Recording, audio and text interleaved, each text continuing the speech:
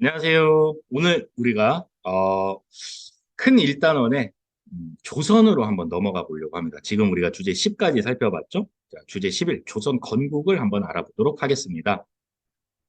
오늘은 고려 때랑 좀 비슷해요. 고려 첫 시간에 우리가 초기 왕들 업적을 좀 구분을 하고 제도를 살펴봤죠. 마찬가지입니다. 조선도 초기에 네 명의 왕을 좀 구분을 하고 이 조선의 여러 가지 제도들을 공부를 할 텐데 포인트는 이거예요. 제도 같은 경우는 고려랑 끊임없이 여러분들이 비교를 해주기 바랍니다. 알겠죠? 자, 조선이라는 나라가 세워지기 전에는 고려였는데 고려 말에는 원나라가 명나라로 교체가 됩니다. 드디어 몽골족이 이제 다시 쫓겨나고 정통 중국 왕조라고 할 수 있는 명나라가 들어서게 되는 겁니다. 자, 이때 고려에는 권문세족도 있었고 새로운 사대부, 신진사대부도 있는 상황이었습니다.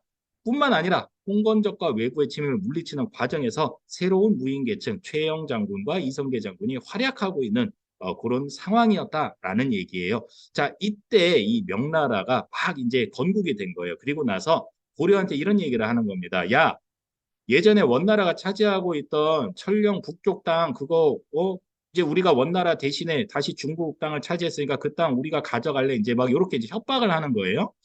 그랬더니 이제 최영이 자존심이 상한 거죠. 이 명나라 봐라 이거 하루 강아지 법무서인 줄 모른다더니 나라 생긴 지 얼마 며칠 되지도 않았는데 어이 이러면서 이 당시에 가장 믿을 만한 부하였던 이성계 후배이자 부하죠. 이 이성계에게 고려 군대를 주면서 성계야 너 가서 이 명나라를 좀 혼줄 좀 내주고 오너라 이렇게 되는 거예요. 근데 이성계가 아무리 생각해도 명나라를 이길 수는 없거든요.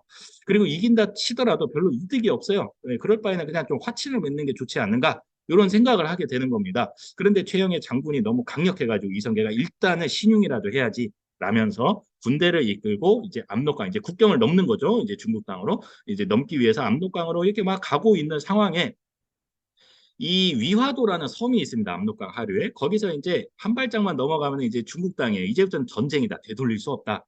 근데 아무리 생각해도 이건 아니다라고 생각한 이성계가 군대를 그날 밤으로 돌려가지고 다시 개경으로 돌아오는 일이 벌어집니다. 그 사건은 우리가 위화도 회군이라고 하고 돌아와서 결국 이 최영을 제거를 하면서 이성계가 권력을 장악을 하게 되는 겁니다. 지금 성공했으니까 우리가 태조 이성계 이렇게 배우고 있는 거지. 만약에 실패했으면 이성계의 난 이렇게 배우지 않았겠습니까? 네네네. 반란인 거니까요. 명령을 어기고 다시 돌아온 거니까.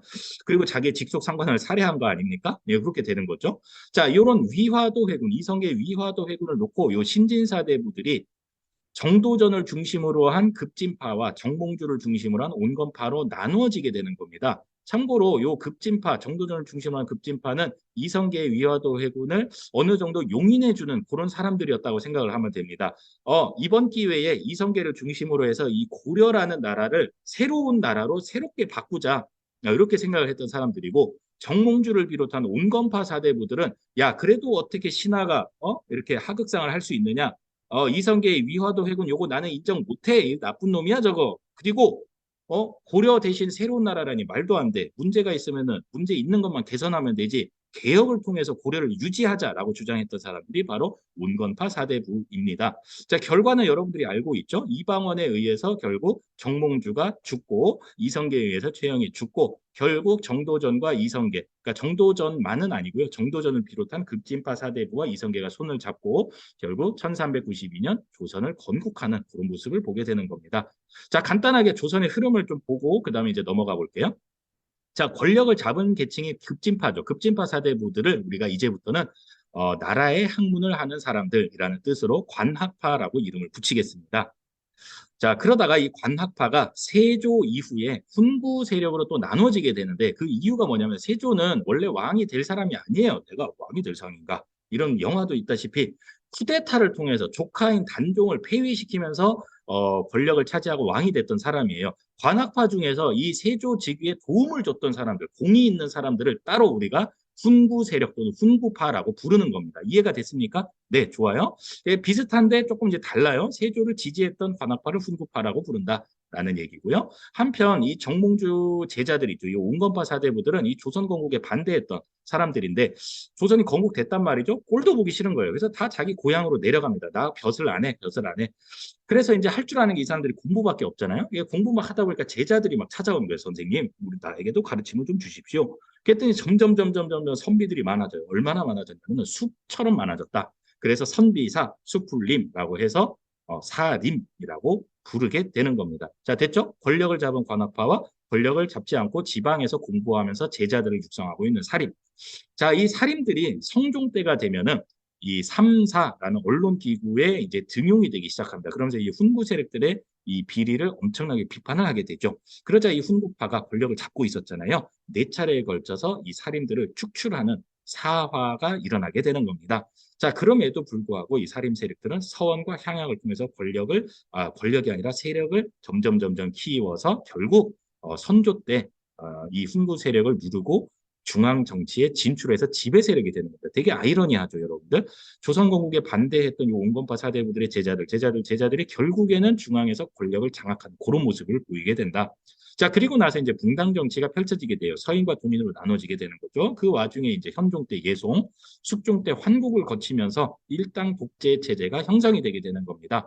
당파 싸움이 너무 심해지니까 영조와 정조는 탕평 정치를 추진하게 되는 거고, 그렇지만 정조가 죽고 난 다음에는 특정 가문이 권력을 장악하는 세도 정치가 펼쳐지게 되면서 조선은 상당히 좀 백성들의 삶이 힘들어졌다. 이런 얘기까지 큰 조선의 흐름을 먼저 살펴보고 오늘은 여기 부분이죠. 초기 왕들을 한번 정리를 해보도록 하겠습니다.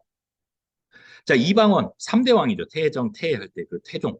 그 태종은 육조 직계제를 실시합니다. 육조 직계제라는 거는 이제 정부의 이제 정책을 시행하는 이 육조가 바로 왕에게 직접 보고를 하는 그런 시스템인데 그거 이따가 선생님이 사진으로 좀 보여줄게요. 그냥 그런 게 있었다. 자, 그다음에 이제 사병을 혁파를 하고 요 사병은 나라의 병사가 아니라 개인이 갖고 있는 병사를 얘기하는 거예요. 언제든지 반란이 일어날 소지가 있었죠. 그래서 이거를 금지를 시키고요. 그다음에 억울한 일을 호소할 수 있는 호소하고 싶을 때 치는 북, 요거를 신문고라고 하는데 신문고를 설치를 하고 그다음에 주민등록증에 해당되는 호패법을 실시를 하면서 백성들을 이제 파악을 하는 겁니다. 세금을 잘 걷기 위한 그런 정책이었어요.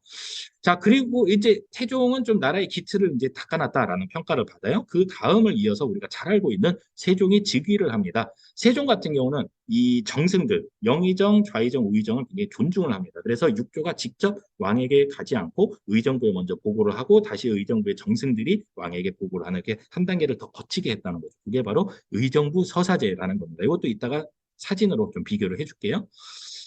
연구기관인 학술기관인 집현전을 설치를 하고 여기에서 이제 신하들과 함께 훈민정음을 개발을 해서 반포를 하게 되는 거죠. 우리나라의 한글.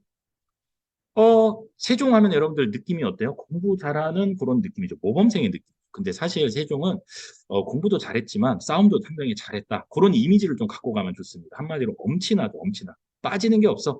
자, 그래서 이제 김종서를 시켜가지고 북쪽으로 영토를 넓힙니다. 그리고 거기에다가 사군과 육진을 설치를 함으로써 오늘날의 그 한반도 모양 국경선에 거의 근접하게 된다라는 얘기입니다. 그다음에 이제 들끓고 있던 왜구들이 있었죠. 이 왜구들의 본거지라고 할 수 있는 대마도, 쓰시마 섬을 포벌을 하기도 합니다. 그러니까 말하자면은 공부도 열심히 했고 그다음에 이 영토 확장, 그다음에 이렇게 왜구들 혼내주는 그런 무력 시위도 상당히 많이 했다. 공부도 잘하고 싸움도 잘했다. 이런 느낌으로 가져가면 되겠습니다. 자, 아까 얘기했었죠, 위에서. 단종을 폐위시키고 쿠데타로 즉위한 세종. 좀 반대 세력을 찍소리 못하게 할 필요가 있었고 왕권 강화를 할 필요가 있었습니다. 그래서 육조 직계제를 실시합니다. 그래서 태종과 세종이 상당히 좀 비슷하죠.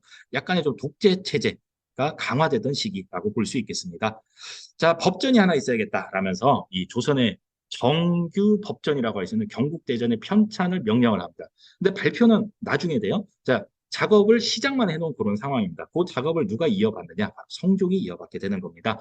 자, 그래서 경국대전을 완성한 다음에 반포를 했던 왕이 바로 성종입니다. 이건 좀 구분을 해두세요. 편찬 시작은 세조, 반포는 성종 이렇게 구분을 하면 되겠죠. 성종도 상당히 모범생 이미지의 왕입니다.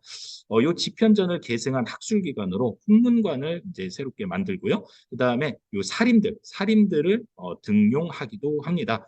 공부에 힘썼던 왕이다. 이렇게 이미지. 태종, 세조는 독재를 강화했던 왕권 강화와 관련 있는 왕이다. 세종은 공부도 잘하고 싸움도 잘했다. 이런 이미지로 그냥 가면 되겠습니다. 역사는 이미지입니다. 이미지. 제도를 한번 보겠습니다. 자, 중앙제도로는 의정부 육조 체제라고 우리가 부르는데 기억납니까? 고려 때는 어떻게 됐죠? 이성 육부 체제였죠. 자, 의정부 육조 체제 한번 보세요. 삼정승이 모여서 회의를 하는 가장 중심되는 기구가 바로 의정부입니다. 의정부. 여기서 말하는 삼정승은 영의정, 좌의정, 우의정이에요. 여기서 결정된 사항을 육조로 보내면은 육조에서 2호의 병형공 요 6개 부서에서 시행을 하는 겁니다. 육조라고 불러서 의정부 육조 체제라고 부르는데 아까 육조 직계제 있었죠? 육조 직계제 여기 요 육조 직계제 태종과 세조가 실시했던 육조 직계제는 요 의정부를 제끼는 겁니다. 육조가 국왕이 곧바로 육조한테 명령을 내리죠. 그 다음에 육조가 보고도 직접 합니다. 의정부 정승들이 왕따 되고 있다 이런 얘기고요. 세종이 실시했던 의정부 서사제 있죠. 요 의정부 서사제는 이런 형태예요. 이런 형태. 국왕이 한번 논해 보거라. 의정부 가면은 정승들이 괜찮을 것 같습니다. 그런 명령. 보고도 이렇게 그렇게 했습니다. 그러면 의정부에서 다시 국왕에게 다시 보고한 그런 시스템이었다라는 얘기입니다. 육조직계제는 왕권 강화, 의정부서사제는 신권 존중 이렇게 볼 수 있겠죠. 자, 그리고 그 밑에 승정원, 의금부, 홍문관, 사원부, 사관원, 한성부 이렇게 이제 각 기관들이 나와 있는데 요거를 뭐 일일이 다 이렇게 외우려고 애쓰지는 않아도 됩니다. 그중에서 홍문관, 사원부, 사관원 정도만 여러분들이 좀 기억을 해둘 필요가 있습니다.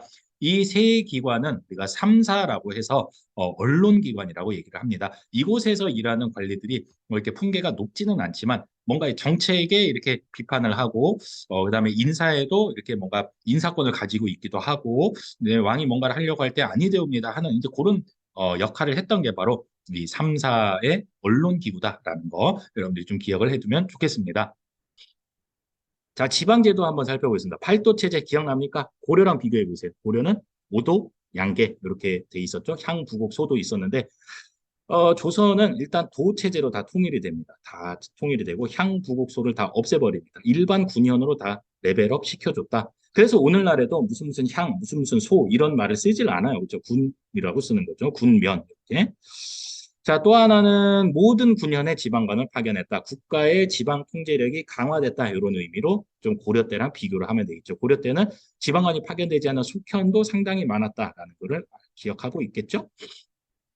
자, 그 다음으로 한번 가볼까요? 관리 선발 제도를 한번 보겠습니다. 마찬가지로 시험, 과거 시험이 있고, 그다음에 무시험 전형인 음서 제도가 있었는데, 과거 시험의 과목이 문신을 뽑는 문과, 그다음에 기술관을 뽑는 잡과, 여기까지는 고려랑 똑같은데, 승과가 사라지고 무신을 뽑는 무과가 드디어 생겼다. 그래서 여러분들 무과 어찌고 저찌고 나오면 이거는 조선시대 과거다 이렇게 구분을 하면 되겠죠. 자, 뿐만 아니라 이 음서의 비중도 상당히 축소가 됩니다. 요거 혜택을 받을 수 있는 사람들은 5급 관리 이상의 자제였다라고 했으면은 고려 때, 조선 때는 조금 더 혜택이 줄어들어요. 3과 3품 이상의 관리 자손에게만 혜택이 주어졌다. 그러니까 혜택을 받을 수 있는 계층의 범위가 줄었다 이런 얘기예요. 자, 그래서 조선시대가 되면은 이런 음서제도보다는 과거 시험을 통해서 떳떳하게 관리로 나가는 비율이 훨씬 더 높아졌다. 조금 더 고려에 비해서는 능력 중심의 사회가 분위기가 형성이 됐구나까지 여러분들이 정리를 하면 되겠습니다. 수고했습니다.